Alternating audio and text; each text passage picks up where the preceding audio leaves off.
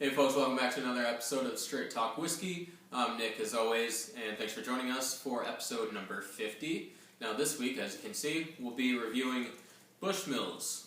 And Bushmills is a blended Irish whiskey from Northern Ireland and claims to be the oldest existing Irish whiskey distiller in business. Now if you go on their website, they claim it's Ireland's oldest whiskey. I guess playing with words there, but this is probably a little over 3 years old, and the oldest that I've seen of a line that they sell regularly is a 21-year-old, which I haven't tasted yet. But so anyway, I don't know if they've got the oldest Irish whiskey in the world, but that's yet to be challenged, I guess. So 1608 is when Bushmills is said to have first been granted its official start by the King James I, I believe, back in 1608. We have to remember that back then and going forward several hundred years, across that whole span of time, there's going to be countless taxes upon the grain, especially the malt. Malted barley gets taxed a lot, and that's where we see sort of the true method of making Irish whiskey in the single pot still, or pure pot still, which is a mixture of malted and unmalted barley. Now, that's not what we're dealing with here. We have a blended Irish whiskey, so we do have some grain whiskey in there, but the other whiskey is triple distilled, so we have that going for us.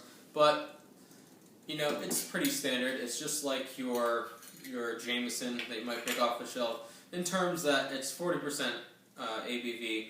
There's nothing crazy about it. There's no exquisite sort of finishes or maturation with it. Nothing of that sort. It's just a very, very nice whiskey. It's a very gentle, smooth, and really something that you could compare with Jameson to, battle it out for either your go-to Irish whiskey that you might use for sipping, or if you're mixing cocktails, serving over ice, things like that. This is definitely a great option for you because the price is definitely at a good point. I think I got this for maybe $17, $18. It's in that range. Sometimes it goes into $20 depending on where you are, but you can usually get it for relatively cheap. And they also have, this is just the 750 milliliters, but I do believe they have 1.75 that you can get as well.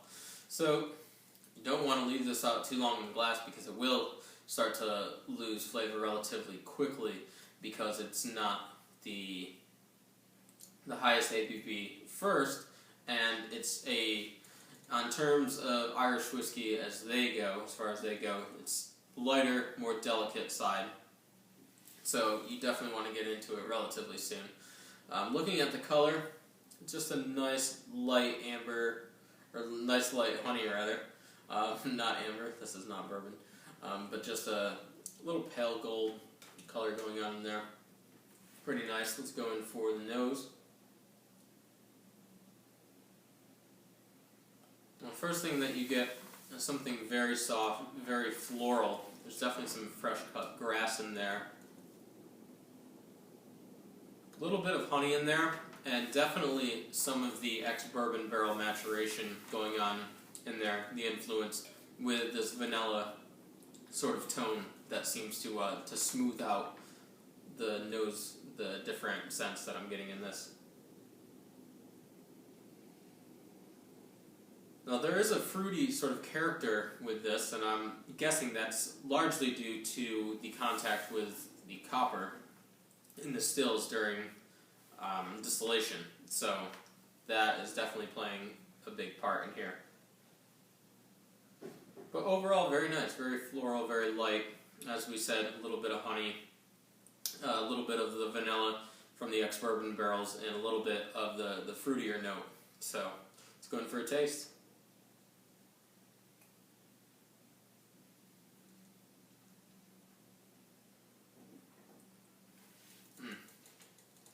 It's just very soft. It's very mellow. It's not one that attacks the senses. It's not something that really presents you with something that stands out in like a heavily sherried whiskey or something like that. Scotch, maybe a sherried Macallan or something like that, where you can really get a sense that something is the feature in the whiskey. Not so much with this. Again, just like the nose, you have a nice little balance here between the vanilla and floral notes. The fresh cut grass is definitely in there. It feels young. It doesn't feel like it's been aging for too much over the 3 year and a day minimum. So there's that.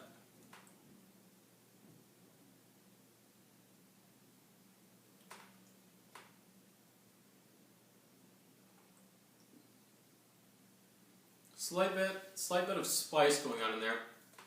Some dried fruits, just ever so slightly, but definitely a little bit of spices going on in there.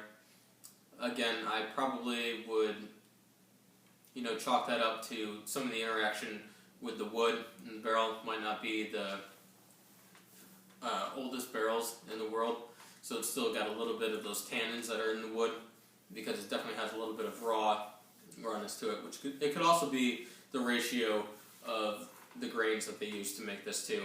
So, could be one of the two, really.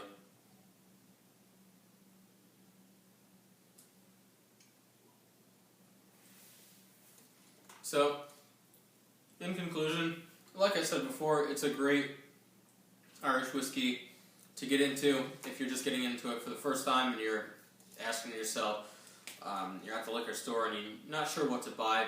You've heard a lot of people talk about Jameson, but you see other things out there. You might see Bushmills and try that out. It's definitely a good first go-to Irish whiskey.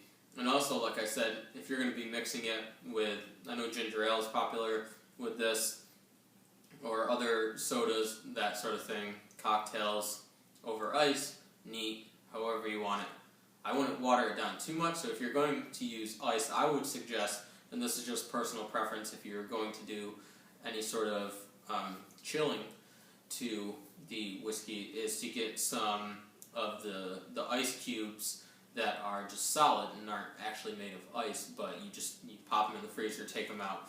And so what you're getting is the cool off and chilled flavor, or rather experience that you're trying to get, but you're not watering it down too much.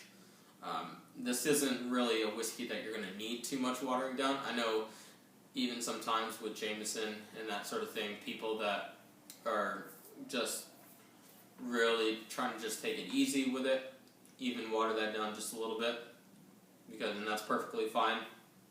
You can get a whiskey like this down to 33-35% ABV with water. Again, it doesn't take that much to get there, but once you get it down to that level, you can still sort of decipher between different tasting notes and aromas, smells, and stuff like that. And you can still get a good grasp of the whiskey as a whole.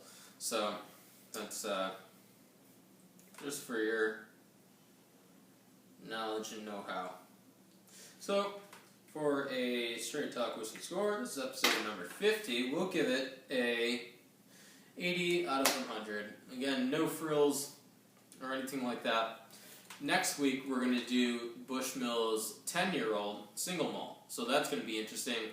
I haven't tasted it yet, but I'm guessing that it's got a little bit more body to it, and I hope it'll be something interesting to review. So we'll do that next week.